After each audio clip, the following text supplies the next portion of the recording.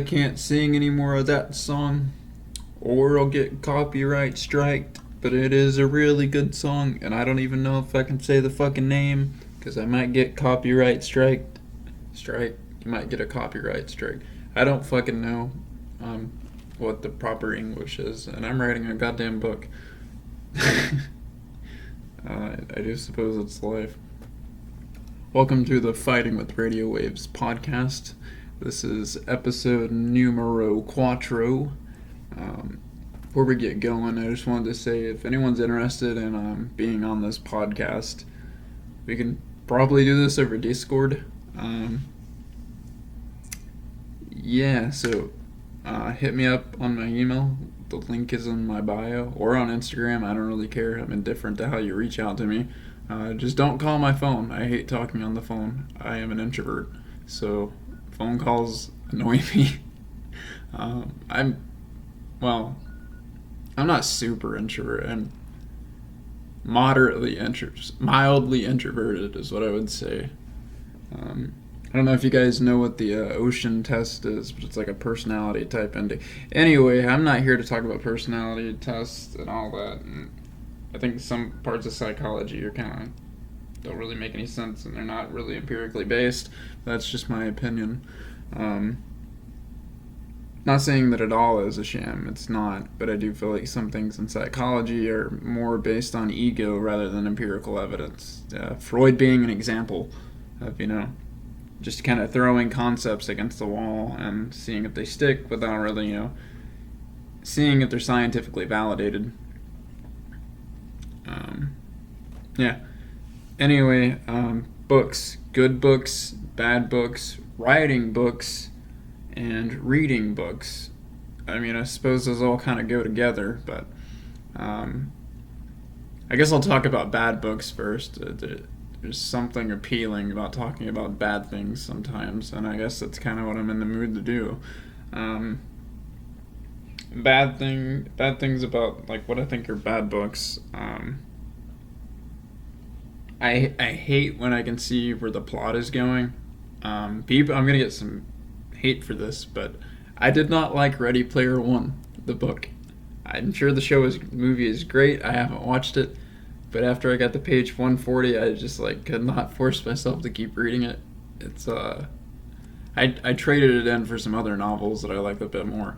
But I got to page 200. I looked in the back of the book and it went on to page 250 or 260. And it's I hate when you can kind of see what exactly is gonna happen. And I'm I can tell this guy's got plot armor. He's going to be alright, and all his friends are going to be alright, and no one's in any real grave danger, because it's the whole thing is he's got to get all three keys, and this kid's been looking for the fucking keys his whole life, and he finally gets a key, and then he goes and meets the bad guys, and he just trash talks them, and then walks out fine with nothing happening, and a building. I'm he's going to have plot armor the whole entire fucking time. I can tell he's going to just end up getting the keys. And I googled it. Guess what fucking happens? He gets all the keys and he gets the girl. And I'm that's so fucking boring. I want some tragedy in my writing. I like it. I like fiction. I love science fiction, but I like it gritty. I want to see a character that gets broken in some way, but through either sheer determination or anger or hatred or passion or whatever the fuck. Keeps going, and that's what I'm doing with my novel. I'm not going to reveal too much. I want people that are enticed by it to still be enticed by not revealing too much. But something does happen, and something happens to all the characters, frankly. They all change. None of the characters have a static personality. And if you don't know what that means, in writing you have static and then you have dynamic personalities. A static personality is they remain the same, right? They don't change at all. A dynamic personality is the character evolves. They change by the end of the novel. They're somewhat different. You could argue that Frodo is an example of that from The Hobbit. Frodo starts out very timid and shy and not wanting to go out of his hut. He's a homebody, an extreme homebody. When Gandalf comes to him in the Hobbit in the book, he's no, I really don't want to go anywhere. I just want to sit here and drink my tea and smoke my tobacco. I think he smokes. I can't remember if he did in the novel or not. Pretty sure he did. Or it might have been Gandalf. I don't know. It's been a minute since I read it. I read it my freshman year of college in my free time, I think it was, or maybe sophomore year. And that's a powerful little book, you know. It's empowering if you're kind of a quiet person, you know. Like kind of the book kind of shows you like boldness and bravery aren't something you're born with. It's developed, and anyone can develop it. Because by the end of the book, Frodo's a badass. You know, I think he killed the fucking dragon, or he got the treasure or something. Like I said, it's been a minute since I've read the book, but and I also have ADHD, so sometimes my memory, if like I'm not constantly around something, it kind of goes. And back then, I was of the opinion that the whole objective was like read as many books as you can, not like, you know. And I think there's some purpose of like getting through shit, but at the same time, it's like, you know, like I'm reading. All I got at the moment to really, you know, chew at fiction wise is here you can hear me. You can hear the old pages. It's a Philip K. Dick novel. Can you guess which one it is? I'm gonna give you, I don't know, 10 seconds.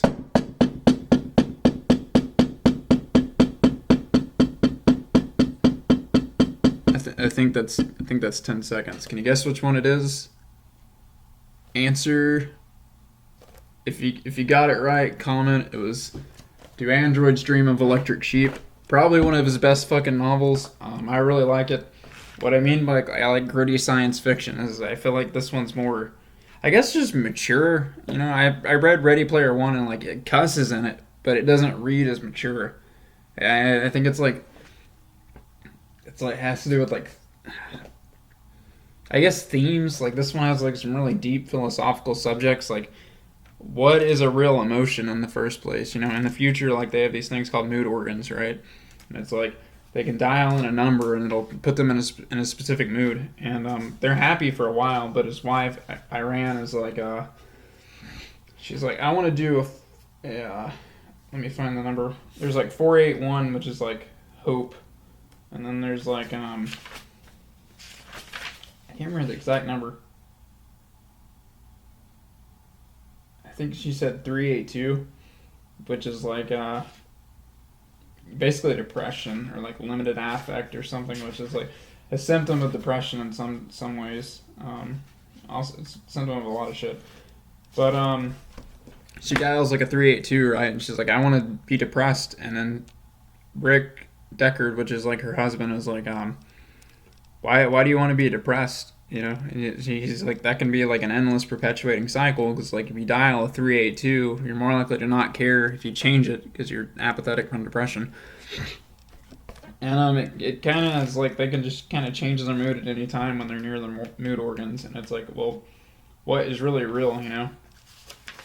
And then the androids, they come there, and they're these like Nexus 6 models because they're trying to escape from Earth or from Mars to get out of like slavery and shit, because, you know, humans are fucking dicks to androids. And they come here and they're like having to try to blend in, but like androids don't have empathy. But like something happens, like it seems like they're starting to develop empathy. And at the same time, Rick Deckard, he I'm not gonna spoil it. He starts, you can kind of get a hint of it even at the very beginning, that he's like, and at the beginning it's very subtle, but he's very slightly conflicted about his job. You know, he's a bounty hunter, so like he gets paid money to hunt down these fucking androids. And there's another guy named John Isidore who's a chicken head, and a chicken head just means like he's been on Earth so long, and like this thing called World War Terminus had happened, and like it doesn't really go into too much detail what it is, but I'm assuming nuclear war happened on Earth, yeah, at some point. And there's like nuclear fallout everywhere. Anyway, John Isidore is a chicken head, which means like his IQ is lowered because he's been near the fallout so long, and he's no longer able to have children because it's made him infertile. Or he's not legally allowed to reproduce. It said that in the very beginning of the book, I can't remember, and it's not like super important because it's never brought up again. And he tries shagging an android at one point, that's all I'm going to say. But like he gets designated a special, and like specials aren't allowed to go to Mars, right? So if you stick around on the speck of dirt, which Rick Deckard is, but it's like it's because of the bounty hunter. He's a bounty hunter. He doesn't want to leave. Excuse me. You didn't hear that. I didn't just burp.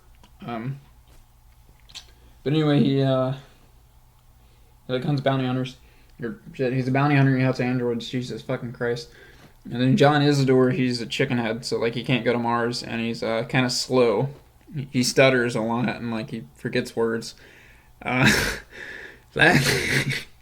personally made me feel a little insecure when I read that, honestly, because I'm like, I forget words sometimes in casual conversation. It's like, I know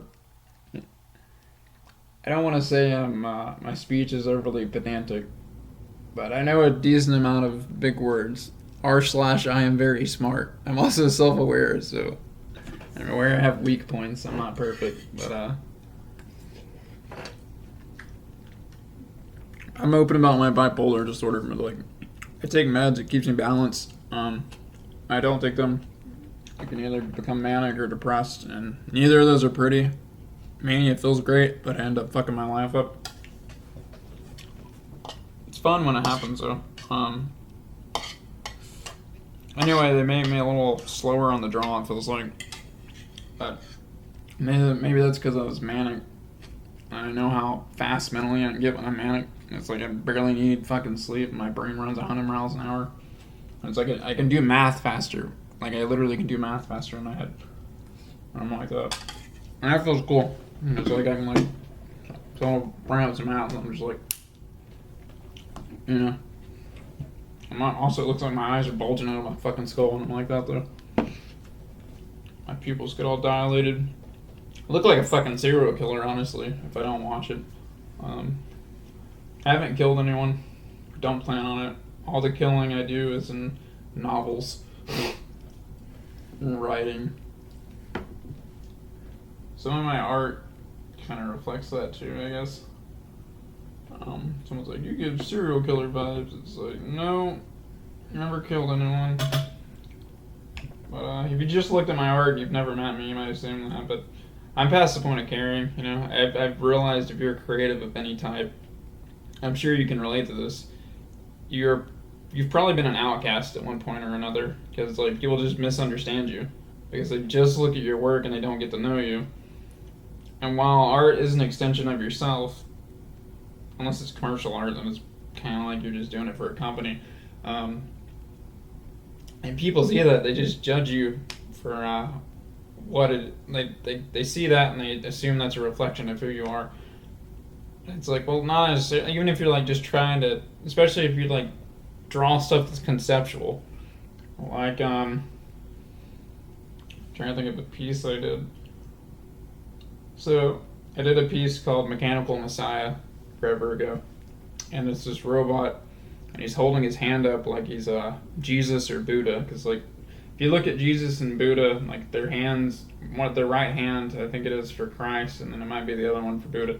They hold it in this weird like peace sign type thing, but like the other one's kind of like lazily, you know, lowered. Not trying to blaspheme anyone's gods or whatever. I'm personally an agnostic atheist, but I don't really have any problems with anyone believing what they want. But I will criticize things if they're pushed on me. So, you know, that's where I'm at. I don't like actively go out on my way to shit on people that are religious. So, that's why I think that's part of why atheists get bad raps. And people assume if you're an atheist, you have no morals as well. And it's like, no, that's moral nihilism. That's a different thing. And it's like, you don't lose your fucking conscience when you become an atheist. You know, it's like, someone's like, why don't you kill and rape and murder people? It's like, well, first off, I've thought of killing people. Who the fuck hasn't, you know? I don't mean like, you know, you're sitting there like conceptualizing it and like fantasizing on it. I mean like someone cuts you off in traffic and then just like for a second a violent thought flashes in your head. I used to have a problem. I used to have OCD really bad. And I would have like, you know, flashes of stuff that would freak me out, right? And I would like get really peculiar and anal retentive about certain things that kind of like take my mind off of it. And that eventually went away on its own through therapy, and then eating certain types of things that grow out of the ground and rhyme with grungus. So that's real shit. I feel like that kind of stuff should be illegal personally. That helped me tremendously.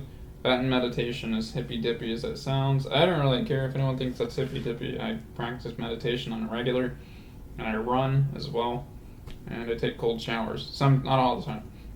Sometimes. I take cold showers and I'm really fucking depressed, but I also just take them like normally. Especially if I've like worked out really hard, it kind of like cools me down, and I kind of like snaps you back to reality. You know, you're two in your head and like ruminating on shit. Take a cold shower sometime.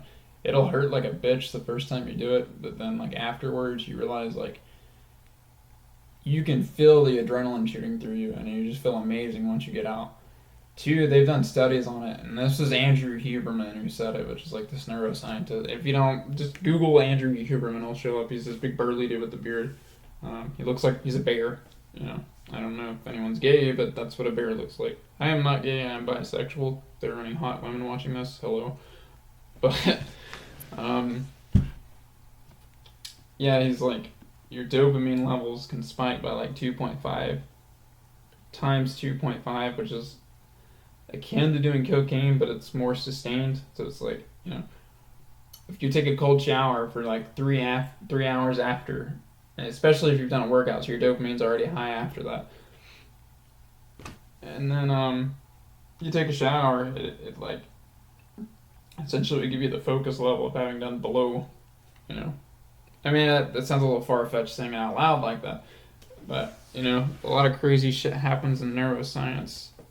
And I feel like neuroscience might just be slightly more scientifically validated than psychology, because it's like, I feel like a lot of psychology is rooted in, not that philosophy is bad, I love philosophy, but I feel like a lot of psychology, especially Jungian shit, like Carl Jung, you know, it's more philosophical as opposed to hard and empirical. Versus neuroscience isn't really, I'm eating chili, by the way. Neuroscience isn't really philosophical, and I feel like it's more ancient. I mean, there have been like people have argued about the psyche since like the beginning of fucking time, but psychology really didn't pop off until like the 1800s. There's a guy named Wilhelm Wundt, and I know because I had to take a psychology class. Also a philosophy class, and some math classes, and English class, and everything. I know I left college because I don't agree with the way college teaches stuff, and I don't feel like a college degree is what it used to be. For the vast majority of things, especially if you're trying to be self-employed, like, you really don't need college if you're trying to like build your own fucking business. I feel like people like they view things black and white. You know, they see like either go to college, get a job, retire early, or not retire early, like retire and have kids, all this shit. You know, path A, or they see path B where it's like never go to college or be a dropout or whatever, and then get a shitty job and work until you die. I feel like there's a third path people don't see where it's like you can work, you know, a day job, even if it's kind of shitty, and you can actually use that as motivation while you build something until you have a nice little nest to take a leap with, and then you work hard as shit. I don't know him personally too well. There's this guy named Eric Hagen on Instagram. He's another artist. He just does visual stuff, though. He doesn't write. But anyway, he his first attempt doing that, he fell, and the second time it took off. But I don't really, I guess, plan on leaving my day job again. I'm just gonna kind of keep pushing on the side. part of it too is I don't know if I was having a manic episode when I left my job, like my not my most recent one, but I had a pretty good job at the airport, and I think I was becoming manic because I was getting really bold. I think so the highest ranking guy showed up to the airport, right? Or one of the high, like he was like some kind of manager who doesn't show up a whole lot, and the dude was bald, and I had already said some pretty risque shit. I think I'd flirted with one of the other people that were going to be working there. Bunch of other shit. But anyway, he's like, "Are there any questions?" And I raised my fucking hand and I go, "Any questions?" Okay, no, are there any? Can I say any questions? And he said, "Any questions?" Oh man. I go, "How's the bald life treating you?" I shit you fucking not. That's what I asked him. And he's like, "Not bad." You know, I don't know. I guess I was just bored. I feel like I get bored easily normally, but when I get interested in something, I work really fucking hard at it. But I can kind of like control myself a little more normally. I don't like jump into my impulses. That's another symptom of mania, is like impulsivity and hypomania and ADHD. I have ADHD too, so that's fun. I don't really think it's a bad thing though. I feel like it gets a. I wish they would change the name of it to what they used to call it in the UK, which is varied attention stimulus trait. I feel like that sounds more neutral as opposed to negative, because I feel like it's not like. I feel like ADHD is similar to autism, and that it's not a disadvantage. It's just a different form of cognition. Someone said ADHD is kind of like having a hunter brain in a farmer's world. And it's like, yeah, that kind of fits. I feel like I'm more inclined towards like being a hunter as opposed to like a farmer, or I'm more like a hunter-gatherer than a farmer, personality-wise. By that I mean like it's not so much like I'm out there throwing fucking spears at people or like deer in the road or anything. It's like I'm just kind of like, I don't like being still for too long, you know? I like to go, go, go, go, go. And I don't like when I can't do that. That's not to say I don't have fun. I do things I also enjoy. But I'm also like disciplined with how I do it, you know? I guess I kind of feel guilt. Like I have my vices too. Like I'm not fucking perfect. I tried the whole straight edge thing for a minute. I wrote some of my book while doing it. Honest to God, and I'm not advising. I'm gonna quote Hunter S. Thompson. I don't advise drugs, alcohol, or insanity, but it works for me. I don't do drugs, hard drugs. I consume a little bit of nicotine from time to time. And I'm not gonna say I don't smoke. That's all I'm gonna say about that. I don't smoke and I don't vape. I'll let you do the math, or the verbal reasoning, whatever you want to call it. But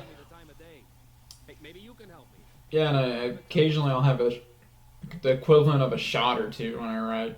Kind of like if I get too bad of a rider's block, then I can afford to go and get some alcohol, or if I even fucking feel like going and getting it. I like the equivalent of a shot or two when I ride. The sweet spot being the equivalent of having done like 2 shots. You don't want it to where you can't fucking type on the keyboard, but you want it to where you can feel it, you know? And I feel like the words just fall out of me. Odds of fucking typos when I look back at it, but the words flow out of me, and it's usually the prose is pretty good. It's wrote pretty, or wrote. I just said wrote. It's wrote pretty eloquently, and it sounds nice. It's got good balance and shit. It doesn't no run-on sentences. I'm using all the punctuation correctly. Sometimes, and I have to go back and edit. But anyway, what I think is a good book. I really went off on a fucking tangent, didn't I? But I've said this before in the other podcast. These aren't scripted. They are to an extent. Okay, take that back. I will occasionally do a bulleted list of topics, and that is it. I don't write a fucking script. I'll have a bulleted list with like 4 different words on it, That's my fucking script. And I'll just kind of, ad lib this as I go along.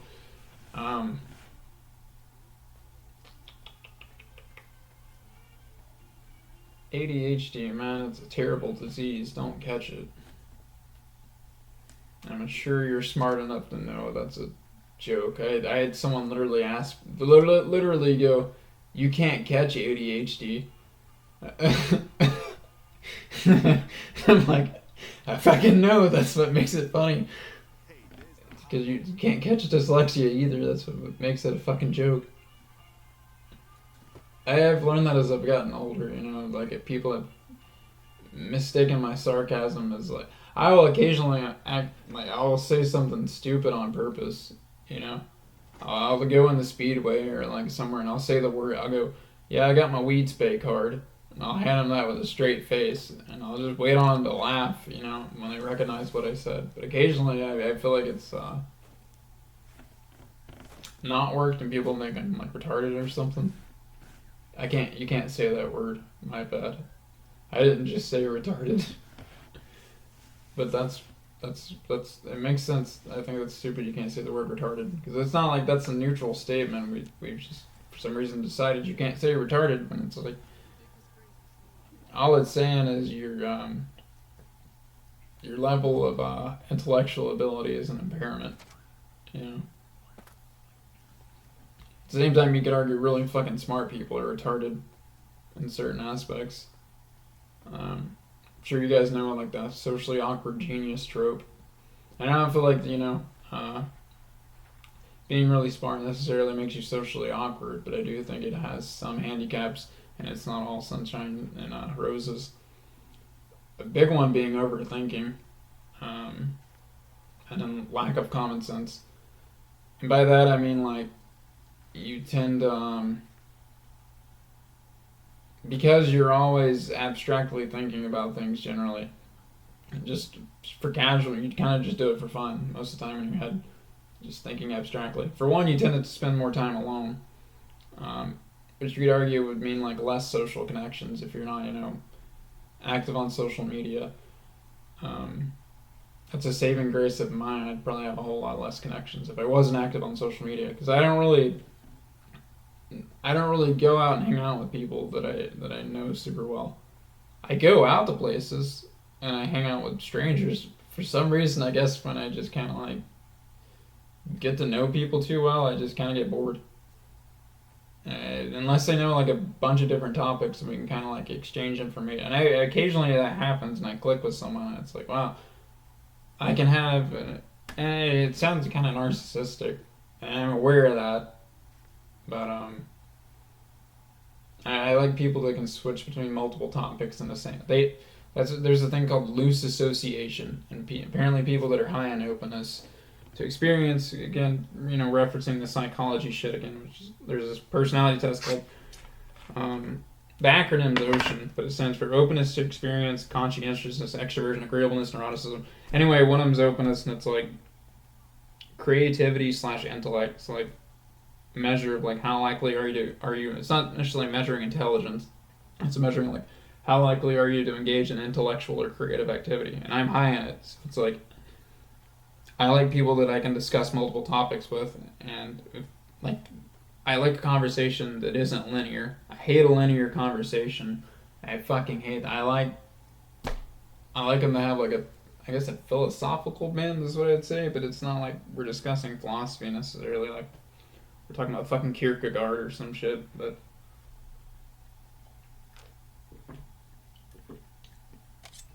Damn, that water tastes good. I'm just fucking thirsty. Oh, hi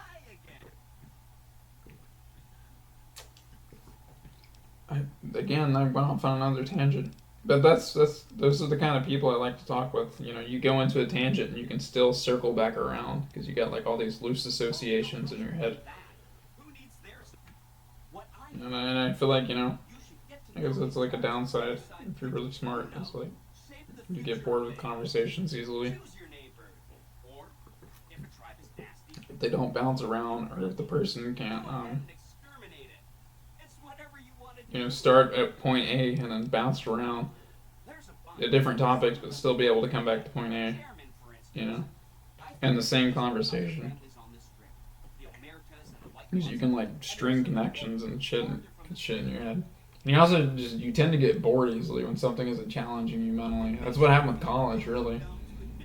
In some ways, I hate statistics, but they like threw me in a fucking algebra class, and I just kind of feel like they were slapping me in the face because they wanted me to tutor statistics, but they still wanted me to take a bit remedial algebra too. I was like, it's because of my ACT score, because I have ADHD, so I don't really do well when you like throw me in a classroom environment. But I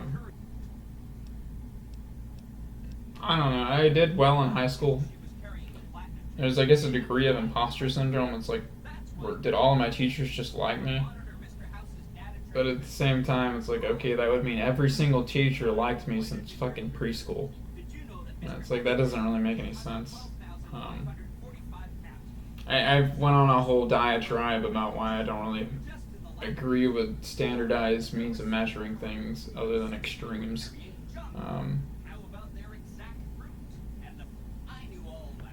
Yeah, we're not here to discuss that. You guys aren't here to listen to that. You guys are here to listen about books and writing. But anyway, good books, I like them when they're gritty. I like them when it feels like there's unpredictability. I hate when the plot seems kind of linear. You can kind of like already tell. The worst is when there's not even any foreshadowing. So it's unintentional, right? It's like they're not even intending to like give hints of the plot. It's just happening because it's like you've made the pattern recognition so fucking easy because it's like it just feels like, I don't know. It wasn't like there was a lack of detail in like Ready Player One either. Like there was plenty of detail and I could visualize it pretty well. But it just, I feel like once he got the first fucking key, it was like, yeah, okay, he's gonna get the rest of the keys. All this shit's lining up too perfectly. He's the chosen one fucking trope. I hate that fucking trope. I like it when a fucking random person just like gets into some crazy shit and then like through what they've been through, they become that. As opposed to like, I don't know. They were just, I don't know, it just felt like, it's not even in that, I just felt like everything kept lining up, It's like just perfectly, and it's like, shit needs to go wrong again for it to stay in it. Like if you, like life's not even that fucking perfect. Hell, you'd probably blow your brains out if it was that perfect. You'd never have any challenges, I'd go fucking stupid. Same time, too much challenge, can't lift a house doing push-ups. So that's all I'm gonna say on that. Regardless, like how much stress you can take. The good book, you can't see exactly where the plot's going. And it's not bad if you have like some general idea of what the fuck's going on. Like you need that for the story to even make any fucking sense. But I mean, like, I don't want to be able to predict what's gonna happen necessarily. Like I don't want it to seem like my novel, you don't know who the fucking protagonist is until like page 150. Like all three, and like they're not. It's not even really he's the protagonist. Some shit just, and I don't want to reveal too much, but like some stuff accidentally happens. No, I'm gonna stop right there. If you read it this far, you might be smart enough to figure out like I'm gonna shut up. But I don't like it when it's predictable, and I also hate it when it feels like the characters are being drugged through the plot rather than they're reacting to circumstances realistically, like how the character would do it. And that's another thing. If you're going to write a story, you want to flesh out your characters, especially if they're main characters. If they're side characters, it's kind of okay to improvise. But if they have a major role and they determine how the plot goes in some way, you really want to. It's in your best interest to flesh them out as much as you can. Especially like three people that are going to be there. If you get like three protagonists that are going to be there the most, you really want to flesh them out and give them character traits. Like, and you're gonna be able to figure this out from like the get-go of the book, hopefully.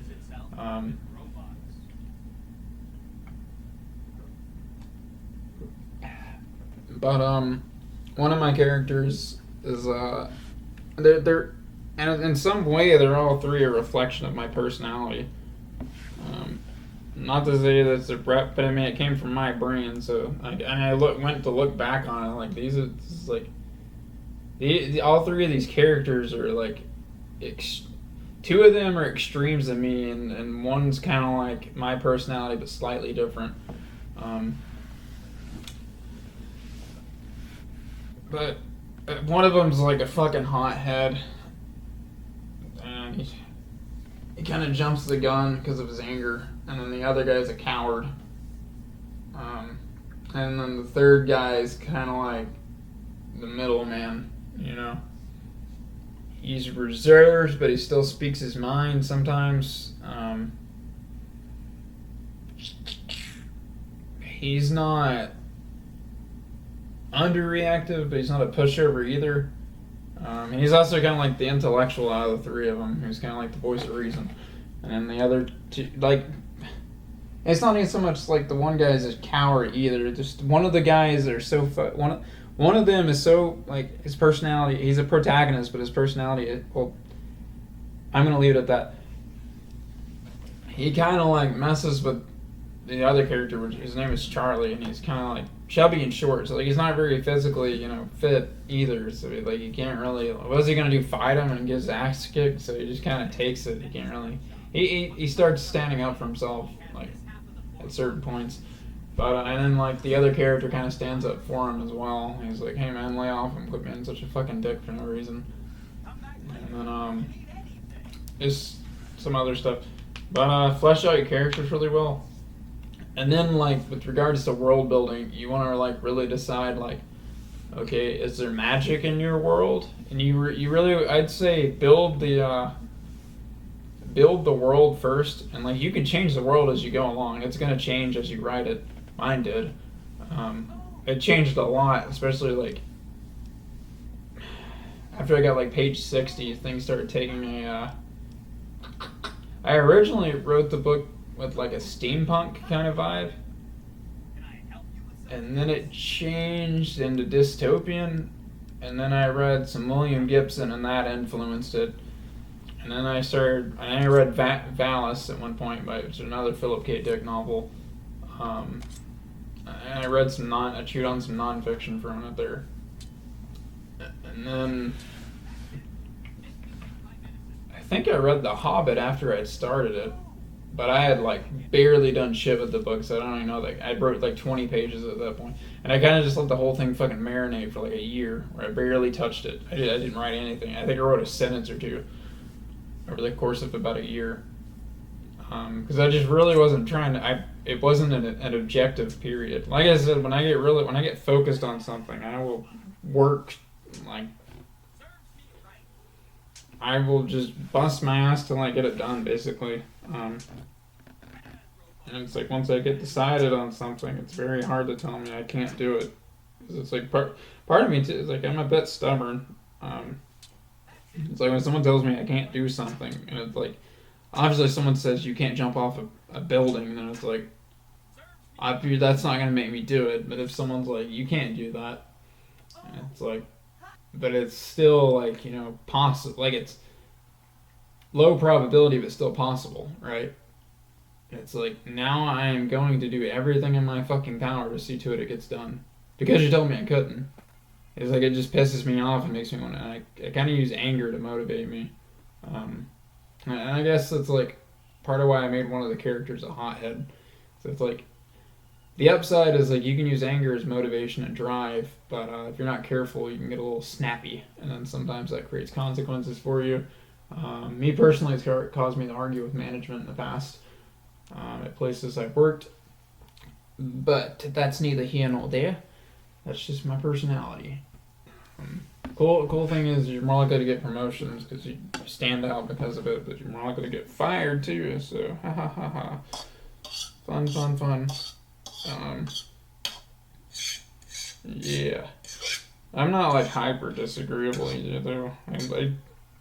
I'm somewhat low in it, but I'm still within like one standard deviation of the mean. So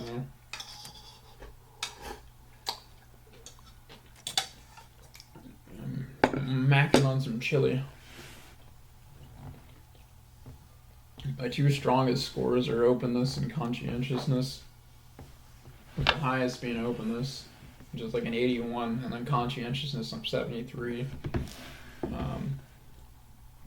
Eroticism I'm like a 40. I like I said, I had bipolar, so like that makes sense. I also get anxious from time to time, but like nothing extreme. I feel like to just kind of have the regular gamut of human emotions, other than the bipolar disorder messing with me.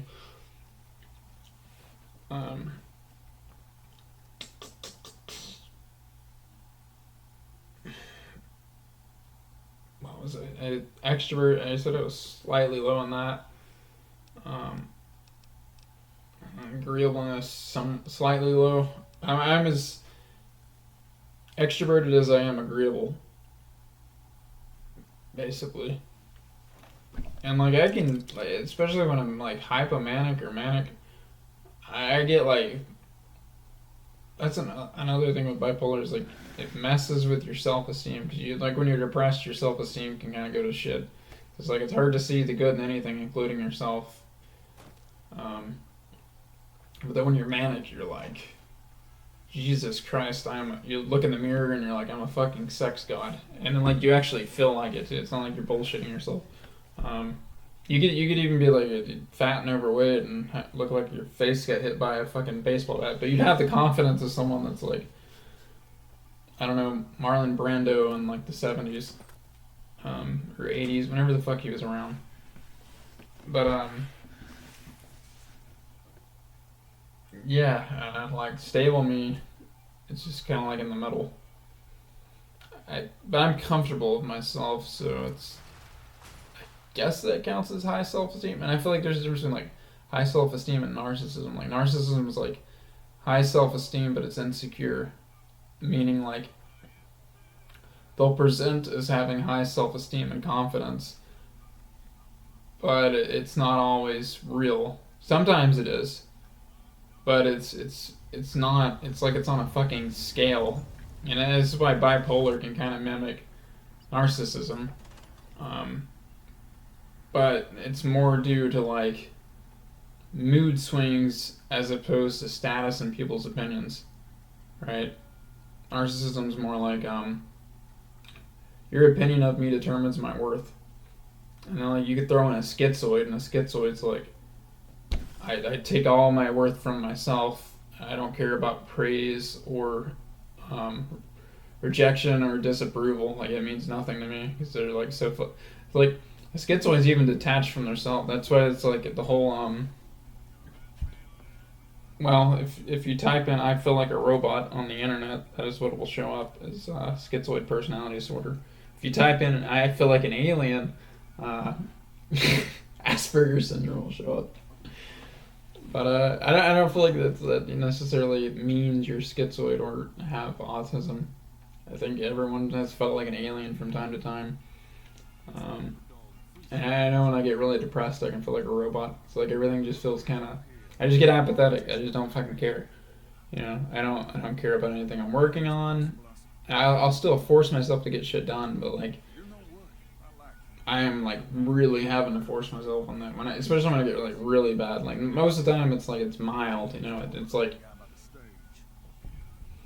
trying to think of a good analogy. It's like you got someone give you a backpack, right? And most of the time, it's not got a whole lot of shit in it. It's like maybe 10 pounds. Sometimes 10 or 20 pounds, depending on the day of the week when I'm depressed. And, some bad shit will happen, right? And it's like, okay, 5 more pounds, right? And like self-care, that kind of like takes some of the pounds out, But it's still like there's still a weight present. It's like, okay, if bad shit happened, it's like 5 more pounds. Okay, I exercised. That took out 3, but it's like bad shit still happened. And then when I'm manic, it's like I feel like it's almost like I get wings, and then it's like the wings get like 3 inches longer every time something good happens. And it usually starts like that's another thing too, is like bipolar you can have episodes that are dependent on things out like happening around you, and you can also have episodes that have nothing to fucking do with it. Like you could be like in terms of like numbers and like shit be doing really fucking good, you know? You could be like a millionaire banging hot chicks and hot dudes. I'm bi, don't fucking judge me. Or I don't really give a shit. It's 2023. Like, come on. Who really cares if you like, if you enjoy both chicken and fish, you know? Cock and pussy, who cares? It's 2023. Anyway, like, you know, you could be like banging hot people and have like $1 million in the bank, driving like a really nice car. And not that it meant like materialism is the end all be all. Good God, it's not. Why do you think millionaires still blow their fucking brains out all the time? But you could just like get depressed for no fucking reason. I mean, look at Anthony Bourdain. They think he might have had untreated bipolar disorder. That dude had fucking everything, man. He could like travel anywhere in the world, and you know, I think he was single for part of that, so you know he was getting all kinds of strange from like all over the fucking place. He has tasted more varieties of hot sauce than I have, that's for sure. But you know,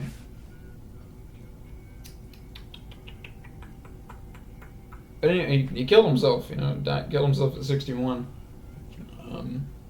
I don't know how he did it. I can't remember. But yeah, it's like, but at the same time, bad shit can happen to you, and it can also cause an episode, or it can start you down the path of an episode. And that's like if you don't have like strategies in place, it can become one. You know, like a bad idea is if you start feeling manic, is to drink a bunch of fucking coffee and not sleep. Because that's dangerous, you know. I'll have to catch I'll notice myself start to get into it. Thankfully, I haven't had an episode so bad I've had to been in the hospital since I was, I think, 20 or 19. Yeah, 19. Before I went, my senior year, no, a year after I'd been out of college, I had like my first manic episode, like full on. Part of it was I didn't know what the fuck was going on. You know, I spiraled into psychosis at one time. I'm just being honest. I had mania with symptoms of psychosis because I hadn't slept for like 6 days. And I was like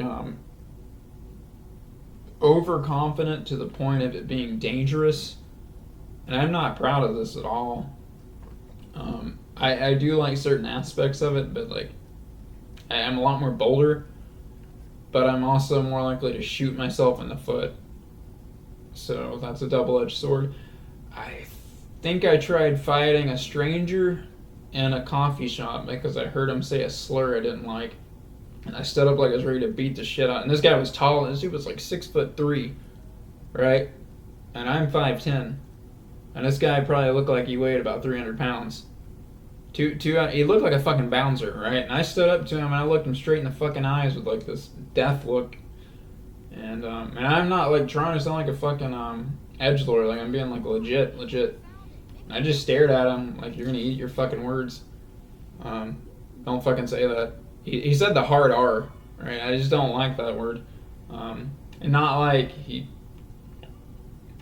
said the guh version of it, like just like quoting a rap lyric.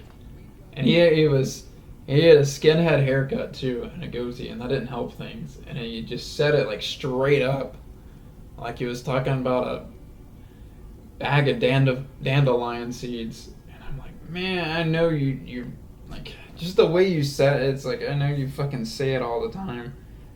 And it's like, part of it too is like, black people listening to this, don't fucking kill me, but isn't there a difference between like the guh version of it and the you know? That's all I'm gonna say.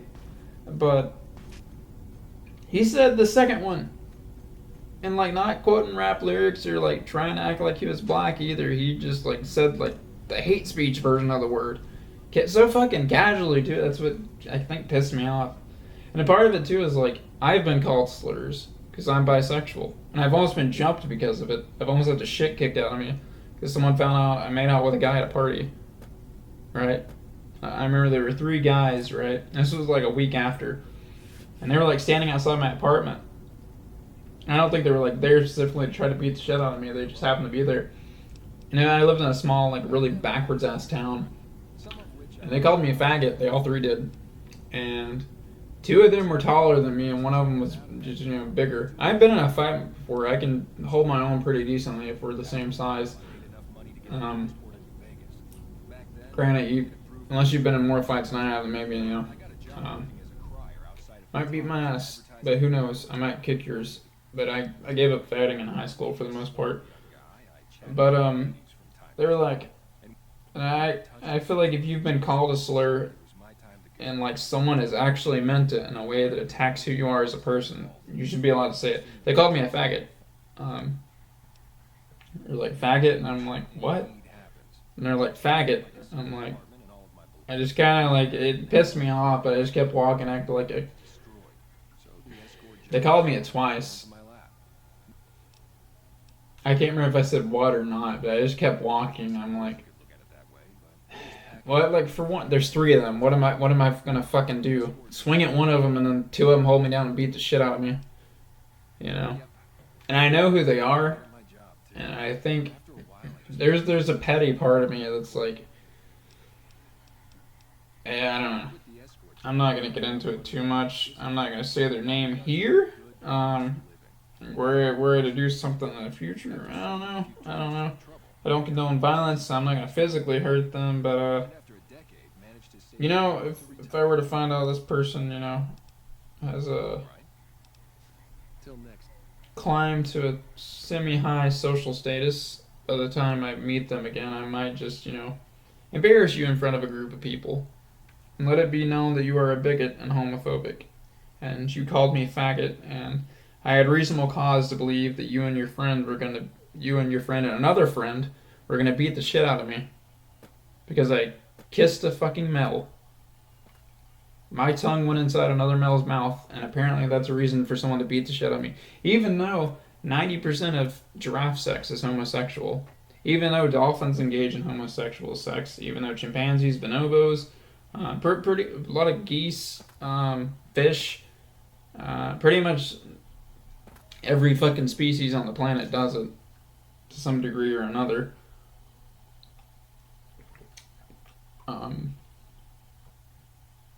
Hell, some things are fucking have sex with themselves, Less genetic variants, the more likely to like encounter diseases, but hey, nature fucks itself sometimes, as much as it fucks us.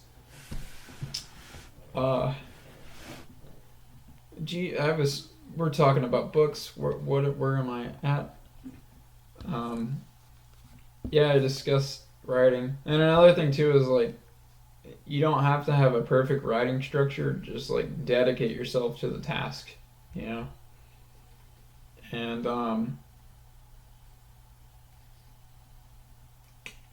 I would say write up like once you've built the world and then you've built the characters. Build like you don't want to build the story so much that you don't have any wiggle room, but build a summary of the plot at first so much that you're not going to want to put this on the back of the book necessarily, but write the summary of the plot you would like to read. Like write a book you would like to read. That's what I'd say. Because chances are there's someone out there like you, and if you can find what kind of person that is, bam, there's your target demographic. Well, that's the majority of marketing is just that. It's a bit more complicated than that, but we're not talking about marketing. If someone wanted a little video on marketing, I wouldn't mind doing a little Fighting with Radio Waves Vlogcast episode about marketing. If someone were so interested in that. Yeah. I said this podcast was supposed to be like tech oriented when I did episode 1. I guess this is kind of tech oriented. I talked about sci-fi, which is like my favorite genre of fiction, literary, like novel wise. I haven't watched a good sci-fi movie in a minute, honest to God. Well, I know, I take that back. I watch like a shit ton of Star Wars stuff on my phone. Like, I'll just like casual, like I'm subscribed to a subreddit about it. Yes, I am a Redditor. I use Reddit. Fuck you. I use Reddit. I like Reddit. People shit on Reddit. It's not all bad. Not everyone there is a fucking narcissistic incel. Like, yeah, there are those people on Reddit, but there's people like that everywhere. I just feel like maybe at the start that's what Reddit was, but at Reddit, I don't know. I think it's pretty chill. And it's more about like, I feel like it's less vain than Instagram. Because for one, you know, it's not really.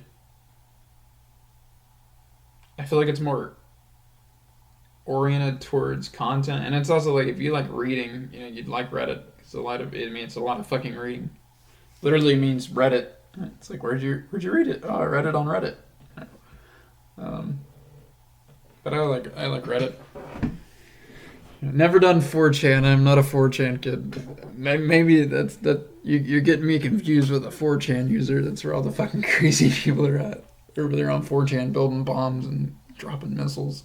Look up 4chan airstrike. They bunch of 4chan users, they figure out where a terrorist. This is a good thing, but like they figured out where a terrorist hideout was and they called it an airstrike to it. Shit, you not, real thing apparently.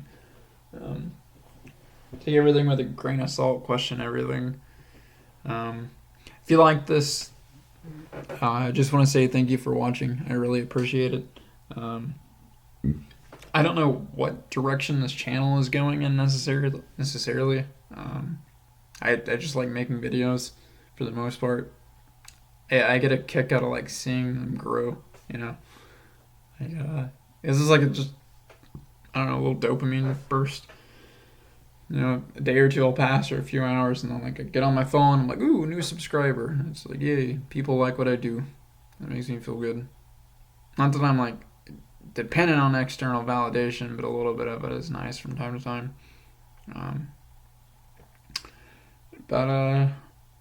Yeah, it really makes my day when people subscribe. So if that interests you, I'd appreciate it. More stuff like this.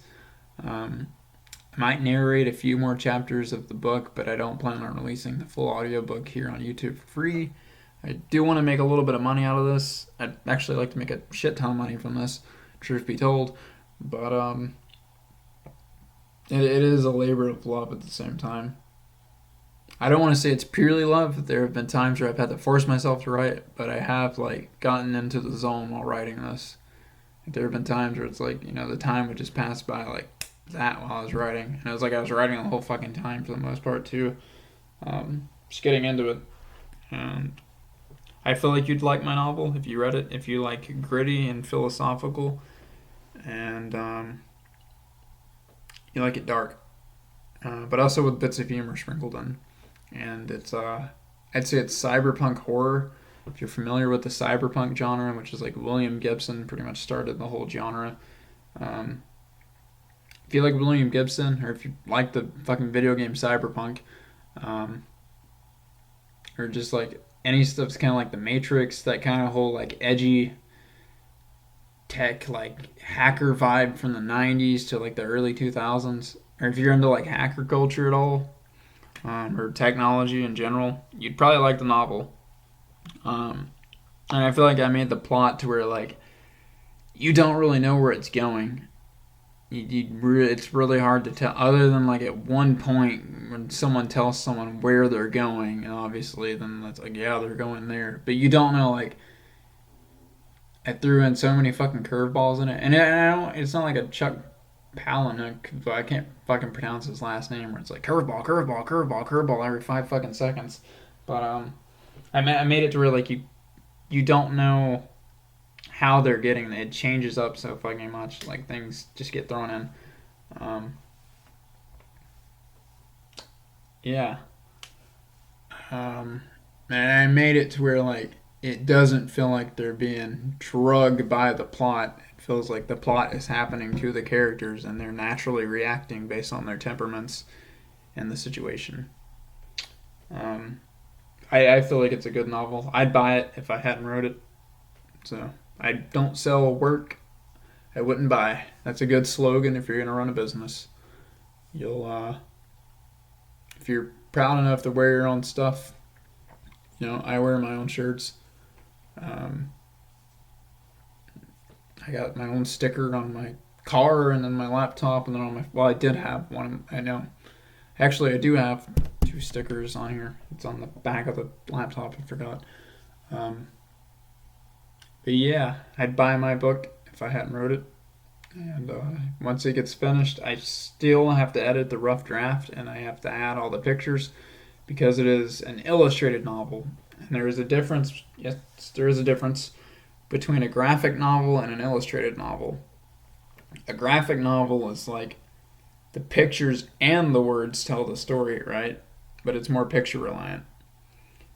Essentially, an illustrated novel is the obverse, and the prose is the is kind of what directs the show, but there are pictures in it to add as opposed to make things. Like graphic novels, the pictures make the story, but the words add to it. Versus a illustrated novel, it's the words tell the story, but the pictures add to it. And it's like I've added a few fairly detailed and some of them really detailed.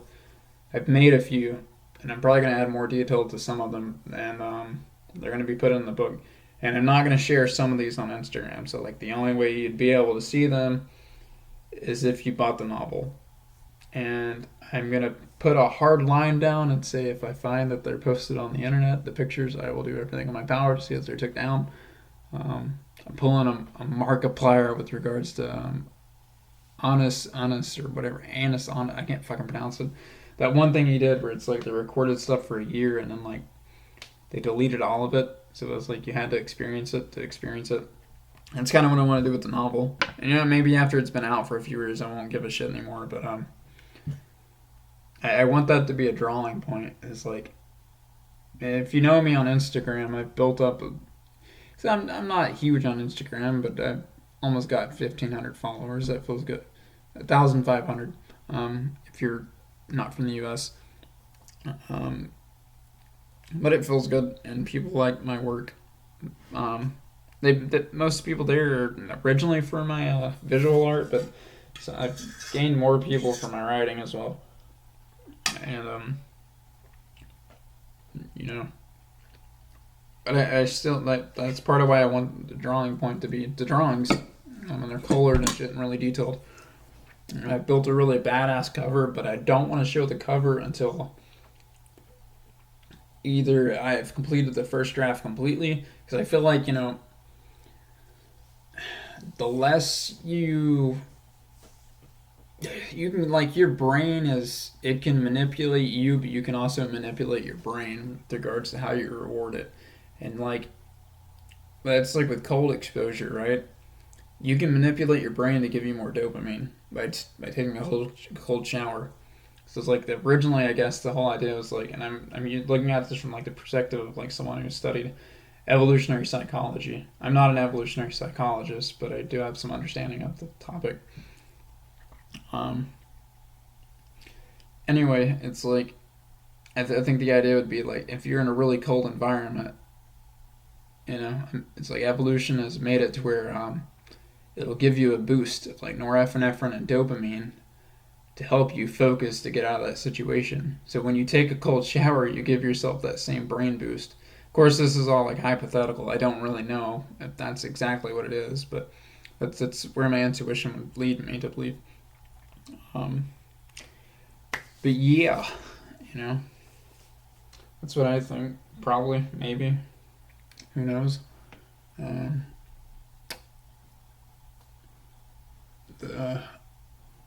A fool thinks himself a wise man, and the wise man knows himself to be a fool. I don't know everything, and occasionally I'm wrong on shit.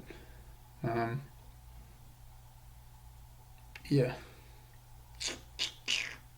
say about a quarter of the time I'm wrong. 20%, somewhere in there. I try not to say shit unless I know it's right. Generally, I don't, because when I feel like if you say stuff only when it's correct, it makes you look reliable and competent.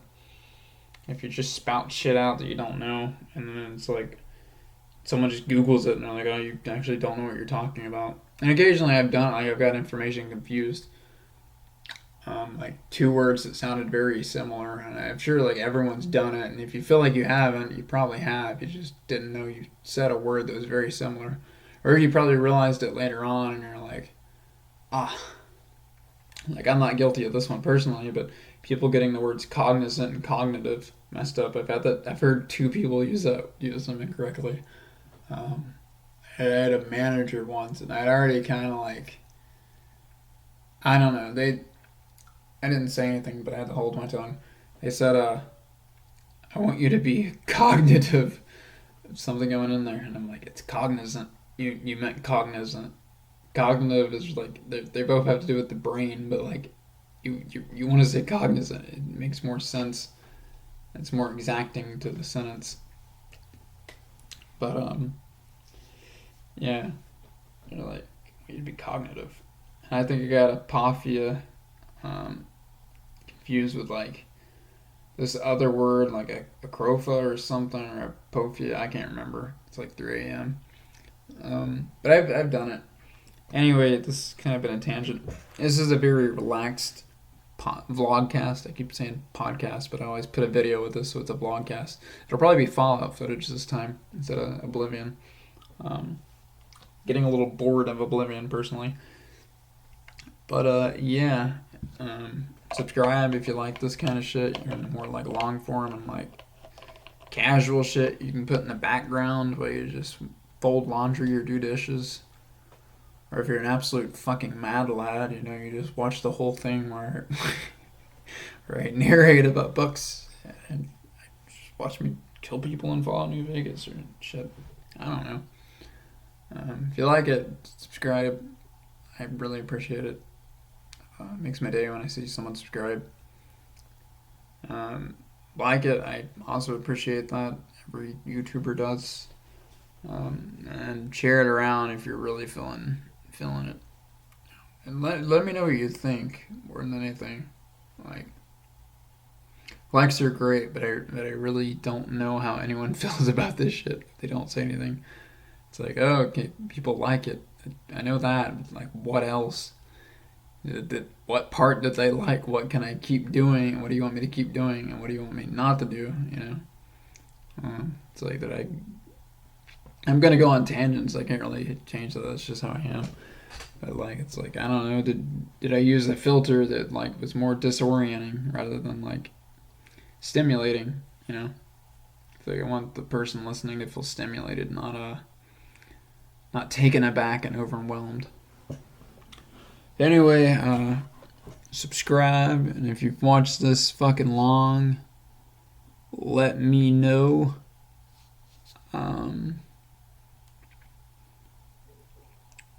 First person to do it, if you've reached this far. I can't do it right now, but DM me on Instagram. I owe you $1. That only goes for one person. I will cash up you $1. The first person that does it though, like if someone comes by and they're like first or like second or some shit, that you don't get $1. But the first person that does, you get $1. Like if you just happen to stumble onto this, you gotta subscribe too. But subscribe unless you're already a subscriber. Yeah. Thank you so much for watching. I hope you have a great day. I always love making these. Have a good one. Peace out, Girl Scout or Boy Scout or whatever you are. I don't really care. Do what you want. Have a good one. Goodbye.